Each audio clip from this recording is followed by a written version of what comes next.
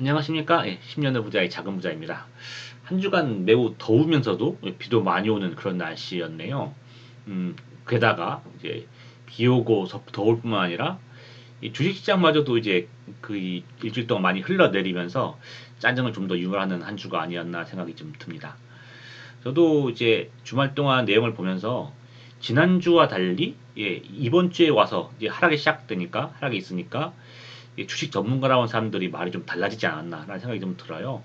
그러면서 정말 바뀌는 건가? 이러면서 이제 주말 동안 생각을 좀 정리해 봤고, 요 방송에 지금 업로드를 하고 있습니다. 보시면서 이제 여러분이 생각을 정리하는데도 도움이 되었으면 하는 바람입니다. 그러면 이번 주에 한 주간의 매수 매도 주식 시작하도록 하겠습니다. 일단 인트로 제일 처음에도 얘기했듯이 이제 제가 생각되는 건 태세 전환이 드디어 시작되는 것인가? 지난주까지 보시면 잠시만요. 보시면 제가 지난주 썼던 얘기 그대로 가져왔는데, 예, 그때까지 그러니까는 올해 지금 최고 조정은 5.5% 4월에 나왔던 5.5%가 최고입니다. 게다가 이제 2% 이상의 하락이 발생하지 않은 연속일. 그러니까는 오늘 1.5% 하락되고 내일 0.5% 하락되고 뭐 오늘 1% 오르고 해가지고 2%가 뜨지 않은 그 연속일 해보면 미국 주식 시장에 있어서 이제까지 그 긴 역사에서 역대 4회 정도로 해서 그렇게 2% 하락이 나오지 않나 길었대요. 게다가 이제 그 지난주 금요일에서는 CPI가 좋은 지수가 나왔는데 갑자기 이유 없이 이제 나스닥이 1.5%나 떨어졌어요. 어이? 이거 어떻게 된 거지? 했는데 또 단 하루 만에 반등을 하면서 게다가 이제 8월 계속성도 좋았죠. 그래서 특별한 이벤트도 없으니까 야 이거 계속 이제 지루할 정도로 계속 오른다 생각했었는데 이게 언제까지 갈 것이냐 그런 생각이 들었던 한 주였고 그것이 일반적인 컨센서스라고 생각을 합니다. 그런데 이번 주가 와서 갑자기 18일 날 나스닥이 2.8%가 떨어졌죠. 원인을 찾다 보니 물론 그것이 원인이 아닐 수도 있겠지만 신문 기자라든가 뭐 전문가들이 얘기하는 갖다 붙인 이유는 트럼프 리스크다. 뭐 트럼프 리스크 갖다 붙이면서 그것 때문에 2.8%가 폭락했다고 했는데 지금까지 계속 일주일마다 한 주간의 매수매도 주식 올렸지만 이게 떨어지면 다음날 바로 다 반등을 해버렸어요. 미국은 원래. 그런데 이게 둘째 날도 떨어지는 거예요. 19일도. 오? 이틀 연속 떨어졌네? 그리고 2.8% 떨어지면서 역대 4위인 그 온고잉 하던 이제 하락 발생하지 않은 연속일 기록이 드디어 끝났네? 했는데 18일, 19일 떨어지다가 20일은 걔도 3일 연속까지 떨어지지 않겠지 했는데 세 번째 날도 하락하면서 제가 거의 올해 들어 처음으로 3일 연속 하락하는 날을 거의 본 것 같습니다. 그래서 4.2%가 빠졌는데 이렇게 뭐 3연속 하락하다 보니까 좀 저만 느낀 건지 모르겠지만 기사들의 내용이 좀 달라지는 것 같아요. 뭐 이제까지는 뭐 떨어지는 거에 대해서 얘기가 없다가 갑자기 트럼프 리스크를 얘기하고 바이든이 불복하는 걸 얘기하고 계절성이 나쁘다는 얘기까지 심지어 나오더라고요. 그래서 이거 7월 계절성 나쁘지가 않은데 뭘 나쁘다고 하는 거지라고 보니까 8월의 계절성이 나쁘다고 이제 현재 7월 달을 지내고 있음에도 불구하고 갑자기 8월 달의 계절성을 끌어들이면서 계절성도 안 좋다라고 얘기했는데 정반대의 논리로 얘기하자면은 그러면 저희가 이제 계절성이 좋았을 때 그 다음 달 계절성이 무슨 뭐 좋았다고 해가지고 나쁜 상황에서 무슨 그 좋은 계절성 들이대면서 한 적은 없었지 않습니까? 그래서 항상 그 달의 계절성을 얘기했었는데 갑자기 다음 달의 계절성을 끌어들여서 계절성도 안 좋다. 그런 얘기가 나오는데 근데 웃긴 거는 8월 계절성이 나쁘지도 않아요. 나쁘지도 않은 상태이고 그리고 7월 초 대비 7월 말 쪽이 나쁘다 하는데 7월 초가 워낙 좋아서 그렇지 7월 말의 계절성도 나쁘진 않은 상황입니다. 네, 이렇듯 이제 없던 요인까지 끌어들이면서 이제 하락의 얘기들이 좀 나오기 시작하는데 과연 그런 것이 월요일날 상승하면서 바로 끝나버릴지 좀 더 흘러내릴지는 이제 다음 주가 돼봐야 알 수 있는 문제인 것 같습니다. 그리고 한국은 이제 미국이 이렇게 쭉 빠졌으니까 어떻겠습니까? 그래서 7월 4일, 5일, 8일 잠깐 좋았다가 3일 동안 엄청 올랐다가 그 다음 그 화수목금부터 이어져서 이번 주까지 쭉쭉쭉쭉 흘러내린 그런 한 주였습니다. 그러니까 2주 연속 흘러냈다고 보면 되겠네요. 그런데 이제 이렇게 계속 흘러냈다 보니까 사실 코스닥은 많이 안 올랐었거든요. 코스피야 뭐 2,900 가까이 산까지 올랐어서 이게 떨어질 게 많았었는데 코스닥 자체는 많이 오르지 않았기 때문에 이게 계속 떨어지는 것에서 약간 부담이 있었는지 금요일 오후에 반등을 하더라고요. 금요일 오후에 반등해서 상승으로 끝났고 코스피는 이제 계속 떨어지는 걸로 이제 끝났습니다. 이제 그리고 저번 주에 한번 제가 이제 시프트 동모주업 하면서 이제 이거 한 거 한번 오늘 재미삼아 쇼츠를 한번 만들어 봤거든요. 첫 쇼츠였는데 한 명 보시고 또 구독해 주시는 분들이 있어가지고 쇼츠도 방법이 되겠다 생각이 들어서 이제 가끔 이제 하나의 이벤트 크게 하나의 동영상을 만들지 않고 하나의 짤막한 쇼츠로서 뭐 전달하고 싶은 사항이 있을 때는 뭐 게시글 뿐만 아니라 쇼츠를 통해서도 한번 내용을 올려보려고 하고 있습니다. 그러니까 좀 재밌게 봐주시고요.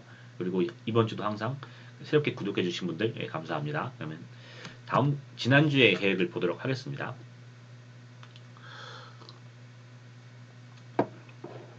자, 이제 지난주까지만 해도 이제 7월 4일날 5일날 엄청 오르면서 제가 이제 겨우 버텼던 한 주. 예, 계속 오르니까 전략을 수정한 다음에 야 이거 폭등 나오면 어떡하지 하다가 다행히 폭등은 안 나왔다까지가 저번 주의 버전이지 않습니까? 네, 그럼에도 불구하고 여전히 7월 계절성은 코스피는 좋고 미국도 좋으니까 그럼에도 불구하고 오르면 어떡하지? 엔 걱정을 가지고 있었던 한 주였는데 계절성에 맞서다라고 제목을 저번 주에 달았지만 그럴 것도 없이 계절성과 반대로 그냥 미국도 떨어지고 한국도 떨어지고 있어요. 그래서 여전히 정신적으로 한숨을 돌릴 수 있는 한 주가 되었고 그리고 이렇게 계속 떨어지다 보니까 인버스를 매도할 기회가 생겼는데 제가 지난주에 이제 매수 그 계획 자체를 오후 매수 전략으로 해가지고 이제 매수하는 것을 오후에 하는 걸로 해서 이것이 효과가 좋았다고 말씀드렸고 요거대로 계속 매도를 했었거든요. 근데 일주일 지나서 보니까 이제 어제 보니까 오늘은 일요일이고 보니까 일주일 내내 떨어지는 한 주였는데 매도한 물량이 인버스가 300만 원밖에 안 되는 거예요. 그래서 나름 기회였는데 이게 너무 덜 판 것 같아가지고 이거를 어떻게 해야 될까 해서 봐가지고 요거는 좀 전략을 수정하기로 이제 마음을 먹었습니다. 그래서 그건 또 이따 말씀도 드릴게요. 그래서 여기 같은 내용이고요. 미국 코스피 동반을 하락해버려 계절성이 반대되게 동반 하락해버려서 그랬는데 이제 인버스는 많이 팔지 못했다. 그래서 지난주에 기대한 거와 달리 이렇게 움직였다는 거고 그래서 이어서 또 보면은 제가 지난주도에서도 미국 코스피랑 미국 주식이 오르는 계절성인데 반면에 반도체는 이제 7월 말, 7월 하반기가 되게 안 좋은 계절성을 가지고 있어요.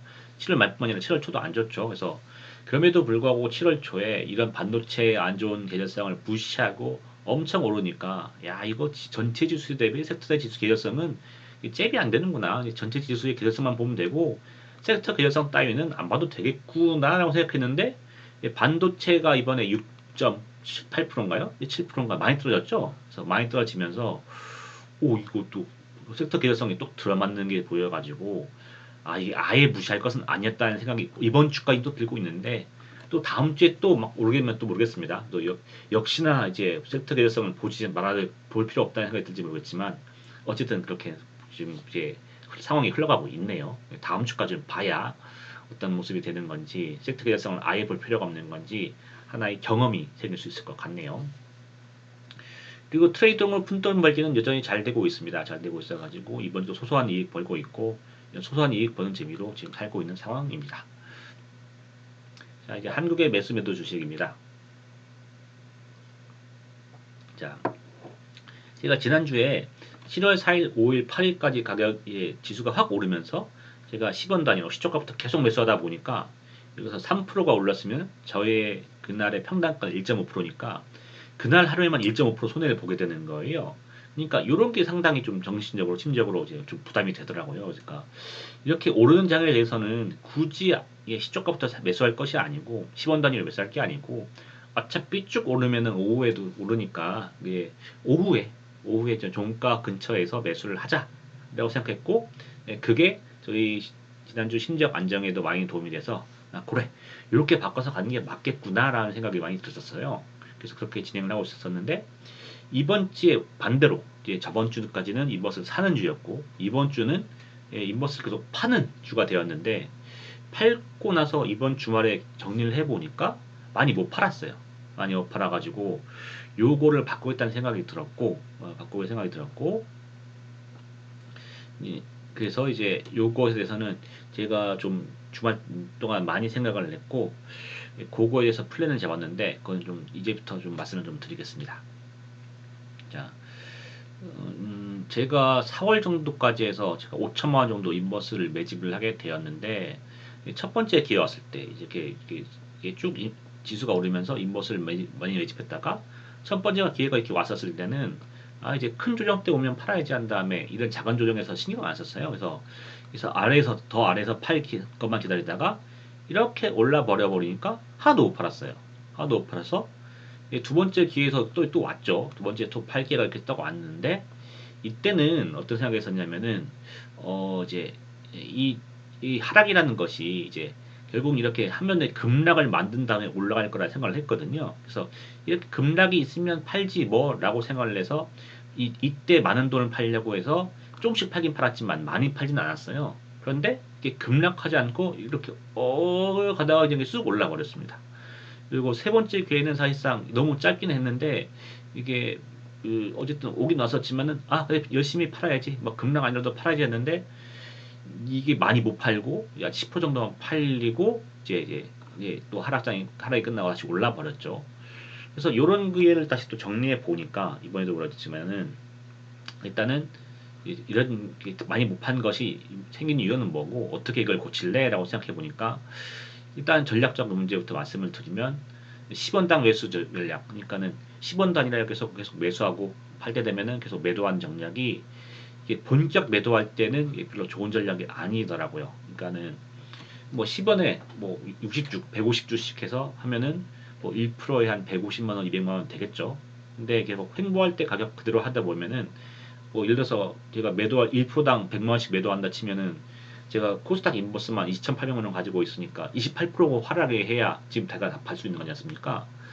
그렇게 되면 사실상 30% 하락이라는 것이 거의 뭐 이제 그 뭐 금융위기급 아니면은 최소한 2020년처럼 뭐 자이언트 스텝, 뭐 울트라 스텝 이런 것들을 얘기 나와서 시장이 완전 얼어버렸을 때나 가능한 것인데 이렇게 매도 전략 세운 것 자체가 약간 문제가 있었던 것이죠. 그래서 요거를 좀 수정해야겠다라는 생각이 들었고 그리고 이제 정신적 문제는 역시나 욕심인 거죠. 그러니까는 이때 팔기보다 이때 더 떨어질 것 같으니까 항상 뭐 떨어질 때는 더 떨어질 것 같은 생각이 들죠. 그러니까는 더 비싸면 더 떨어지면 팔지 뭐라고 해서 주저주저 하다가 기회를 놓친 거. 예, 그게 좀 문제지 않았나 싶습니다.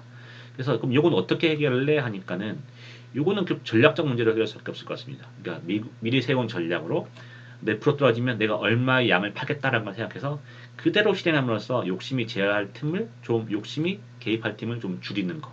그리고 제 자신의 마인드 컨트롤. 요건데 요거에 대해서 제가 짠 것을 좀 더 구체적으로 말씀을 드릴게요. 그래서 기존 전략은 이제 전략부터 말씀드리면 기존 전략은 저는 이렇게 썼죠. 뭐 이제 1%당 매입할 금액을 이제 정해두고 그 상태에서 오르면 1%씩 팔고 하는데 이게 최고점 치지 말고 이렇게 해서 아래서 횡보할 때가 있지 않습니까? 이때는 이때 산 금액을 기준으로 해서 한 30%에서 50%에서 이제 왔다 갔다 횡보할 때마다 조금씩 사고 팔면서 이제 수익을 좀 더 극대화하는 방식으로 하고 있었거든요. 그래서 이때 샀으면 지난 주까지만 해도 30%더 팔고 이런 방식으로 갔었었는데 이제 바꿀 전략은 이제 이렇게 해서 그 가격이랑 매도량을 정하려고 합니다. 그래서 일단은 제가 가지고 있는 그 인버스의 잔고 그러니까는 2,800만 원에다가 그 코스피 인버스까지 하면 한 5천만 원 되죠. 그래서 잔고를 고려해서 그러면 나의 생각에서는 이제 어디까지 코스닥이 떨어질 것 같은지 보수적인 그 가이드라인을 정했습니다. 그래서 제가 봤을 때는 기존의 차트라던가 아니면 현재의 추세라던가 앞으로의 전망 같은 걸 봤을 때는 크게 떨어질 것 같지 않아요. 왜냐면은 이따도 얘기하겠지만 결국은 이제 금리 인하 카드가 손에 쥐고 있는 상태이기 때문에 결국 떨어진다 하더라도 금리 인하 카드 던지라고 써버리면 오를 수 있으니까 크게 떨어질 것 같지가 않아요. 그래서 끼케야 코스닥은 한 1270이나 코스피도 2600 정도면 많이 떨어진 거라 같다. 그래서 이 정도까지 떨어서 내가 다 팔게 되면 나는 뭐 욕심 없다. 나는 되게 보수적인 관점에서 정했다. 라고 했음에도 불구하고 이거 8% 지금 현재 가격 대비 8% 7%밖에 안 되더라고요. 어쨌든 이제 그러면 이때가 되면 다 판다고 했으니까 그러면 1%당 매도량을 정해 보니까 코스닥은 한 350만 원 정도, 코스피는 한 280만 원 정도, 코스닥 고버스는 뭐 20만 원 정도씩을 1%대 팔아야 이거 다 팔 수 있겠더라고요. 그러면 어쨌든 이때까지 떨다고 치면은 그때 가서 많이 팔면 더 이득인 거니까 무조건 1%에다가 이제 이 가격 들어갈 건 아니고, 그러면 약간의 뭐 파는 양에 대해서 약간 조정은 있겠죠. 있는 것인데, 그러면서도 또 이제 예를 들어서 이렇게 떨어지다가 오르지 않습니까? 오르면 저는 또 사겠죠. 사면 또 잔량이 많아지지 않습니까? 많아지다가 이렇게 떨어지게 되는 건데, 그럼 이런 거 어떻게 할 것인지 문제가 남더라고요. 그래서 이런 거는 이제 기회가 될 때마다 최저점에서 잔량을 다시 재검토해서 매도량을 다시 또 설정해야 되는데, 그럼 어떨 때가 이런 걸 다시 설정할 것이냐라고 생각해 보니까는 등락으로 매수 매도가 섞였을 때, 그리고 이제 제가 이걸 기준으로 판다고 하지만 꼭 이만큼씩을 팔겠다고 한 게 아니니까 더 떨어지면 팔지 뭐 한 다음에 덜 판 거, 그러면 이때 다 기회가 더 왔네, 더 많이 팔았다고 했으면은 더 팔았겠죠. 그러면 요거에서 차이가 생겨가지고 덜 팔아서 보량이 더 있을 거나 아니면 더 팔아가지고 보량이 적어졌을 때, 그리고 시장이 생각보다 크게 반동해가지고 이거 더 떨어질 것 같은데 해가지고 제가 자체가 목표 저점을 낮추게 되었을 때, 이렇게 되면은 최저점이랑 이제 제 잔고가 달라지니까 계산해 보면 다시 또 이제 그 1%당 매도량이 나오겠지 않습니까? 그래서 제 설정에서 그 매도량대로 이제 다시 또 매도를 하고 이렇게 가려고 하고 있습니다. 그래서 좀 더 구체적인 매도 방식은 제가 10원 단위 매수 때는 시초가부터 계속 매도를 했었는데, 이것도 방법이기도 하고, 그래서 1% 이상 걸린 시점부터 매도하는 것도 방법이기도 하고, 걸렸을 때 뭐 종가 기다리고 덜 파는 것도 방법이기도 하고, 요거는 이제 제가 얼마나 가지고 있는지에 따라서 많이 가지고 있으면 더 팔아야 되고 싶으니까 적극적으로 팔게 되고, 뭐 이미 많이 팔았는데 뭐 이제 굳이 남은 것까지 이렇게 팔 필요 있나 싶을 때는 좀 더 소극적이지 않겠습니까? 그래서 이런 거는 뭐 제 경험을 살려서 그때그때 시장 상황에 맞게 좀 조절을 해보려고 하고 있습니다. 어찌됐든 이제 요약하자면 잔고와 제가 생각하는 최저점을 생각해서 매도량을 정하고 그거대로 분할 매도를 하겠다. 이렇게 지금 내용을 정해봤습니다. 그리고 반대로 이제 매수 전략도 이제 좀 더 구체적인 방안을 정해봤는데, 요거는 결국 기존에 있던 횡보하실 때의 매수 매도량, 뭐 1%당 100만 원, 50만 원에서 왔다 갔다 하다가 갑자기 이게 아래로 훅 떨어지거나 이게 위로 훅 올랐을 때 그때부터 본격 매수가 시작되는 거지 않습니까? 근데 제가 이제까지 세 번, 네 번, 몇 번씩 반복됐던 상승할 때를 보니까, 이게 상승할 때는 보니까 이게 오전부터 오후까지 쭉 오르면서 결국 오르더라고요. 올 때는 이제 붙어주면서, 그러니까 이게 오전부터 오후까지 쭉 오르면서 크게 올라주는 때, 요 때가 되면은 이제 본격 매수의 때가 왔나라고 생각을 하면서 매수를 준비할 때가 와야 될 것 같은데, 이렇게 되면은 요때 마찬가지로 저희 신용잔고, 내가 지금 신용잔고가 얼마까지 남았으니까 민버스가 오르면 내가 얼마까지 살 수 있겠다, 내가 1%당 매수량을 해서 내가 얼마까지 설정할 수 있겠다, 요거를 좀 정하고 매수 정하고, 그리고 요거 가급적 종가 근처에서 매수. 왜냐면은 아까 말씀드렸듯이 오전부터 오후까지 쭉 오르는 경우가 많기 때문에 굳이 시초가에 사서 이제 스트레스 받을 이유가 없으니까, 이제 지난주에 그것 때문에 스트레스 많이 받았죠. 그래서 그럴 필요 없으니까 가급적 종가 매수해서 근처 매수하고, 이건 이까 제가 지켜오던 방식인데, 예를 들어서 뭐 계속 오르니까 이제 1%대에서 100만 원씩 사지 말고 300만 원씩 사볼까? 400만 원씩 사볼까 하다가 이게 그렇게 되면은 지수가 몇일 때 내가 몇 프로를 가지고 있는지 알지 않습니까? 그러면 이게 그러면 지금 현재 계획대로 1%대 얼마씩 사면 지수가 3천에 만약 도달했다. 그럼 내가 인버스 얼마어치 가지고 되는데 나 괜찮을까? 나 심리적으로 괜찮을까? 생각해서 나 심리적으로 괜찮을 것 같아 하면은 그 매수량을 갖는 거고, 그 정도의 비중으로 들고 가고 싶지 않은데 싶으면은 매수량을 좀 빼야 되는 거고, 요렇게 이제 잔고, 보유량, 심리 상황을 발습해 가지고 매수량을 좀 조절하려고 생각을 하고 있습니다. 이왕 지금 인버스 길게 얘기한 거 이제 좀 이제까지 했던 내용 다 정리했었었는데요. 이제까지 했던 내용 다 정리하면 해보니까 말씀드렸듯이 저는 코스닥 인버스의 수익 거의 대부분이에요. 코스피 인버스는 계속 굴렸지만 이거는 쭉 오르고 잘 안 떨어져가지고 코스피 인버스로는 거의 뭐 본전이고요. 뭐 돈도 못 벌었고 코스닥 인버스가 지금 거의 효자입니다. 효자. 그래서 다음에 이제 인버스 한다면 이제 코스피 인버스 아예 안 할 거고요. 아예 안 할 거고 예, 코스닥 인버스만. 예, 코스닥 인버스 하트 쳐줘야겠다. 하트 쳐줘야겠네요.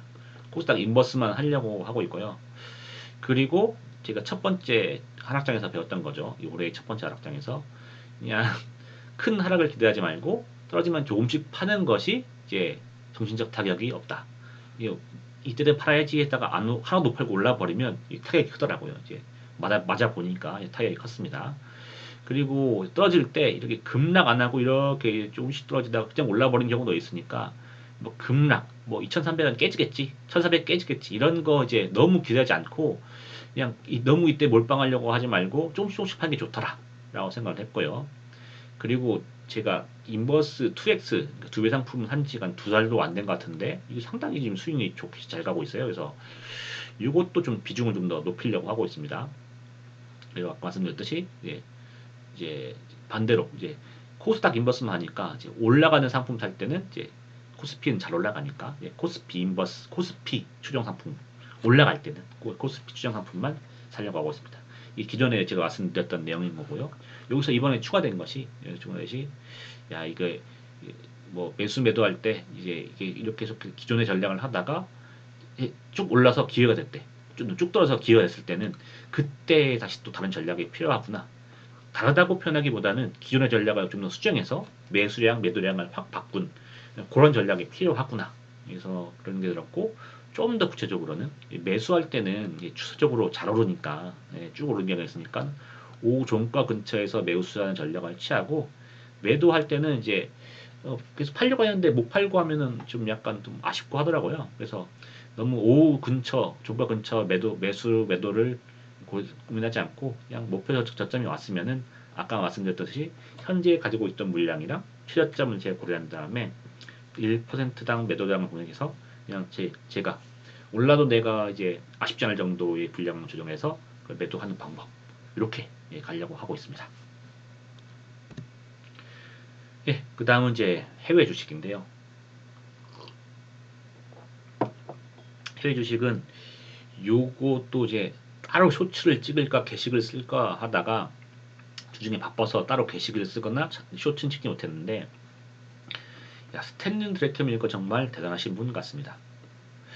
제가 이제 여러분한테 말씀드렸지만은 이게 설튼 래프를 이제 분기마다 한 번씩 이제 미국 회사들은 이제 밝히게 되어 있지 않습니까? 어느 규모 이상의 회사들은 자신의 포트폴리오를 계속 공개할 의무가 있는데 이게 분기 마감 후 45일 내에 올리기 때문에 3월달 1분기 포트폴리오는 5월 15일 날 올리게 돼요. 그래서 제가 5월 15일에 속한 주의 동영상에서 대가들의 포트에서 스탠리 드래켄밀러의 포트를 소개했거든요. 그런데 이분이 1분기에 사신 것이 신기하게도 소형주 콜옵션 몰빵이에요. 그러니까 엔비디아는 대부분 다 처분을 하셨고 갑자기 그 전까지는 포트였다가 소형주 IWM 포트를 그것도 단순히 그 주식 산 게 아니고 콜옵션으로 그냥 몰빵을 때려버리셨어요. 그래서 이분은 되게 대단한 분인데 요런 거를 왜 샀을까? 지금 잘 나가는 빅테크 이런 거 아니고 소형주라고 하지만 이게 아주 저점도 있는 것도 아니고 나름 그 이제 기존의 고점에 근처에 있는 그런 위치였거든요. 그래서 이게 5월 달에서 이분이 왜 이렇게 했을까 해서 뭐 잘 몰랐고 이거에서 다른 사람들이 기사를 쓰거나 한 것도 없었어요. 근데 하지만 저는 이제 추정 매수로서 이분이 스탠리 드러켄밀러님께서 하는 것은 다 이유가 있겠지 한 다음에 한번 따라가 보겠다 해가지고 저도 IWM을 좀 샀거든요. 샀는데 산 다음에 막 떨어져요. 떨어져가지고 뭐 이제 드러켄밀러도 틀릴 때가 있구만 하고 웃었는데 갑자기 저번 주에 저도 올랐죠. 신경도 안 쓰고 있었으니까 갑자기 제가 가지고 있는 가격에서 10% 올랐으니까 이분은 저보다 낮은 가격에 샀으니까 IWM 샀다고 쳐도 한 20% 수익일 텐데 심지어 이분은 콜옵션으로 사신 거니까 이게 몇 프로 수익인 건가요? 거의 뭐 어마어마한 수익. 그것도 말씀드렸듯이 포트에서 가장 많은 비중을 이걸 때려버렸거든요. 그래서 이번에도 어마어마한 분기 수익을 낮출 건데 재밌는 거는 이분이 작년 4분기 때는 엔비디아 콜옵션을 엄청 사셨어요.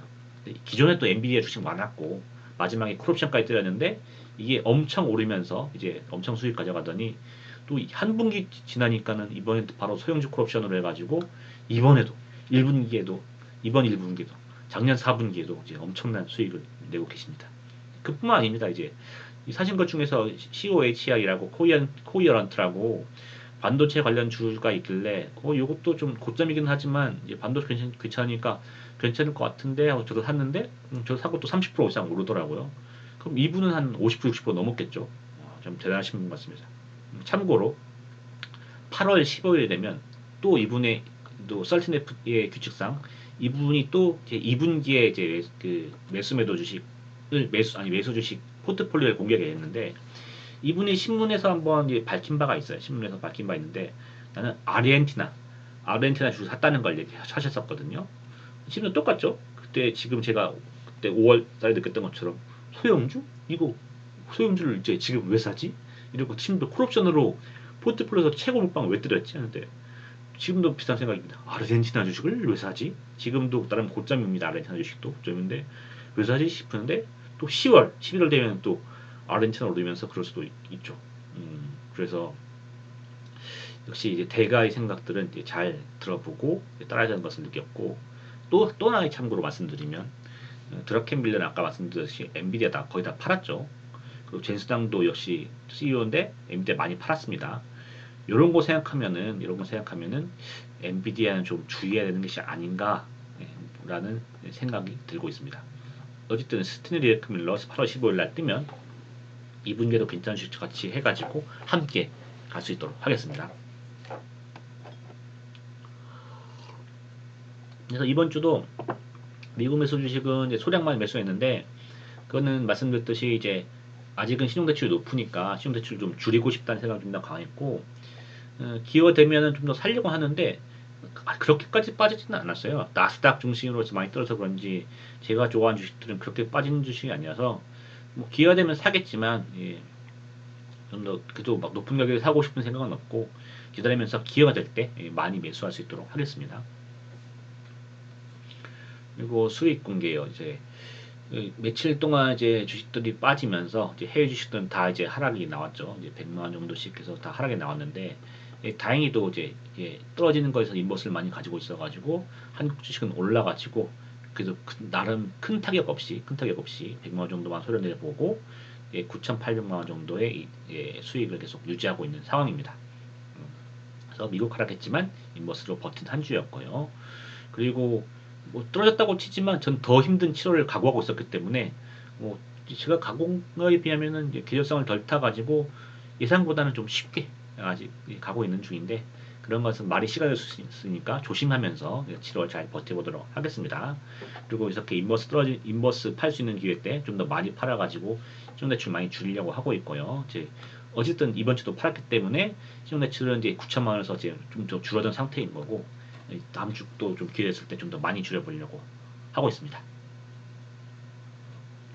마지막으로 향후 계획 및 전망입니다. 그래서 지금 뭐 언론에서 아니면 또 기사에서 뭐 그리고 또 방송에서 뭐 이 갑자기 뭐 2, 3%좀 떨어지니까 뭐 세상 멸망하듯이 뭐 하락이 왜 나왔고 하락의 진짜율을 밝힌다 뭐 하면서 이제 막 시끄럽게 떠들고 있는데 저는 그냥 뭐 큰 하락의 시작이라거나 뭐 그런 거에보다는 그냥 단기 조정으로 끝날 거라고 생각을 해요. 왜냐면은 뭐 지금 뭐 안 좋은 얘기다 붙이다 보니까 계절성이 나쁘네 뭡네 하지만 말씀드렸듯이 8월 계절성 그렇게 나쁘지 않고요. 7월 말도 그렇게 나쁘지 않습니다.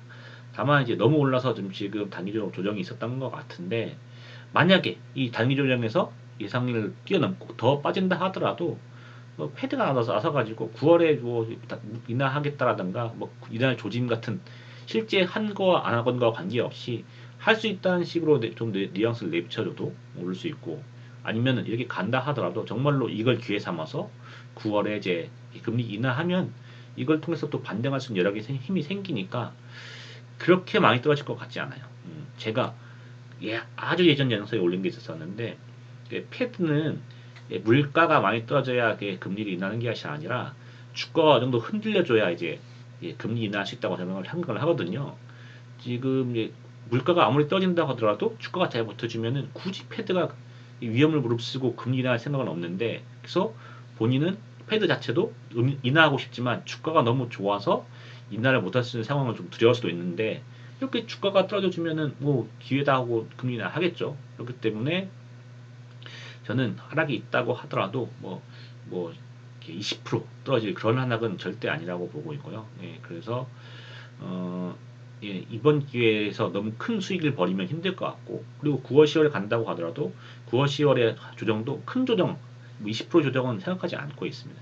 그렇기 때문에 욕심을 버리고 어느 정도 이제 큰 욕심 버리고 어느 정도 하락이 나왔을 때 팔고 나오는 것이 좋다고 생각을 하고 있습니다. 그래서 욕심 버리고 팔아볼이라고 생각을 하고 있고 자 이제 그래서 내가 이제 1%당 얼마씩 팔아야지라고 이제 계산을 해가지고 이성적으로 계산을 해서 이걸 팔자라고 생각을 했는데 야 그렇게 되면 또 떠오르는 게 상대 사람의 마음이 다 당연한 것이 이제까지 저희 앞에서 두 번에서는 많이 못 팔았잖아요 제가 근데 야 내 두 번째까지는 이제까지 한 번은 아예 안 팔고 두 번째는 10%밖에 팔았고 세 번째도 10% 정도 팔았는데 이번 네 번째 때 많이 팔았더니 득달같이 귀신같이 이렇게 급락하면서 큰 하락이 시작돼 이런 것이 걱정됩니다. 이게 사람 마음이 다 똑같은 것이 그래서 하필 내가 많이 판 이번 때 진짜 큰 하락이 나면 어떡하지라는 생각이 또 드는데 이런 것은 아까 제가 여기서 앞에서도 마인드 컨트롤 해야겠다는 말씀드렸잖아요. 그래서 미리 마인드 컨트롤을 해야 된다. 그래서 이렇게 너무 어떡할 거야? 했을 때 그러면은 이럼에도 불구하고 계획도 답한 나에게 박수 쳐주겠다 라고 생각을 하고 있습니다. 그리고 결국은 인버스도 몇 번 해보니까 큰 거만 바라지 않고 작은 거에서 이익을 잘 내는 게 되게 중요한 것 같거든요. 그래서 그래 이번에 큰 하락 나왔지만은 어찌됐든 계획대로 잘했고 이렇게 욕심을 버리는 법을 배웠다 생각하고 이 욕심을 버리는 법이 결국에는 근본엔 덜 벌었지만 다음번에 나중에 더 벌게 해줄 것이다 라고 이렇게 마인드 컨트롤을 하려고 하고 있습니다. 그리고 뭐 9월 10월까지 계속 푼터먹이 전략은 계속 하고 있고요. 이게 잘 되고 있습니다. 그래서 잘 되고 있는데 만약에 더 떨어지게 되면은 뭐 TQQQ라든가 뭐 한국세배라든가 뭐 코스피 레버리지 말씀드렸듯이 코스피 많이 떨어지면 제가 이제 상승에 베팅하는 주식도 산다 그랬지 않습니까? 이런 것도 고려해 보려고 하고 있습니다. 근데 그만큼 떨어질지는 잘 모르겠어요. 이거는 그래서 제 생각에는 근본에 사기는 좀 어려울 것 같고 한 10월, 9월, 10월 돼야나 뭐 기회가 올지 모르겠는데 막 크게 욕심내지 않고 막 높은 가격에 덤벼들지는 않도록 하겠습니다. 그리고 인버스 팔고 종목 주식 팔면서 계속 신용대출을 줄이려고 하고 있고요. 그리고 기회 갔을 때 좀 좋은 주식 살 수 있도록 유명한 주식과 섹터는 계속 공부하면서 찾을 수 있도록 하겠습니다. 그리고 지난주와 마찬가지인데 결국 중요한 거는 평정심을 유지하는 것, 큰 욕심을 부리지 않는 것 이게 되게 중요한 것 같아요. 그래서 꾸준하게 평정심 유지하면서 큰 욕심 부리지 않으면서 주식 매수를 진행할 수 있도록 하겠습니다.